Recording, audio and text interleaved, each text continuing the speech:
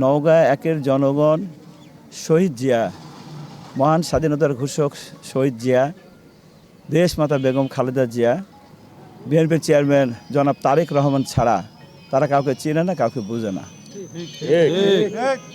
তারা এই এবং ধানের শীষকে তারা চেনে, অন্য কারো এখানে কাউকে চেনে না।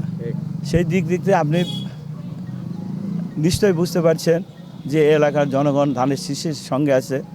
যারা ধানের শীষের সঙ্গে, যারা অতীতে বিভিন্ন বিএনপির থেকে সম্মান নেয়, দেশমাতা থেকে সম্মান নেয়, যারা দায়িত্বশীল ছিলেন এবং এখন যারা এই ধরনের বিএনপির সঙ্গে বেইমানি করবে, তার জবাব এবং তার বিচার জনগণের উপরই।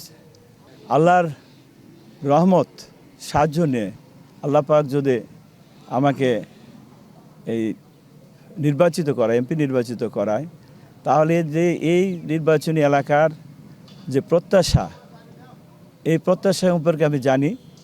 সেই প্রত্যাশাগুলোর মধ্যে উল্লেখযোগ্য প্রত্যাশা যে তারা চায় এই এলাকার উৎপাদিত ধান, উৎপাদিত শস্য, উৎপাদিত আম, এগুলো মানে পরিবহন করা অনেক ব্যয়বহুল হয়ে যায়।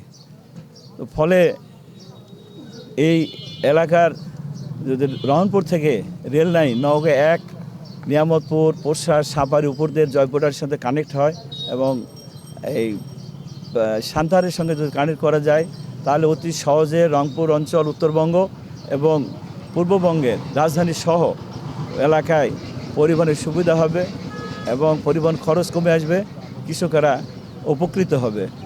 এবং আমরা বাংলাদেশের মানুষের জন্য উল্লেখযোগ্য যে মানুষের খাদ্যের চাহিদা এই নওগাঁ থেকে আমরা পূরণ হয়।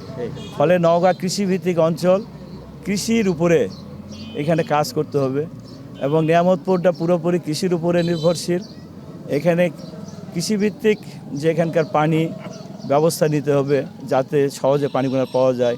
পানি লিয়ার নিচে নেমে যাচ্ছে, বৃষ্টির পানিকে সংরক্ষণ প্রজেক্ট তৈরি করে সংরক্ষণ করে এটাকে এখানকার যত খাল আছে, এই খালগুলো পূরণ করে শহীদ জিয়া যেভাবে করেছেন, তিনি নিজে কোদাল হাতে নিয়ে আমাদের এলাকায় জিয়া খাল নামে পরিচিত খাল কেটেছেন।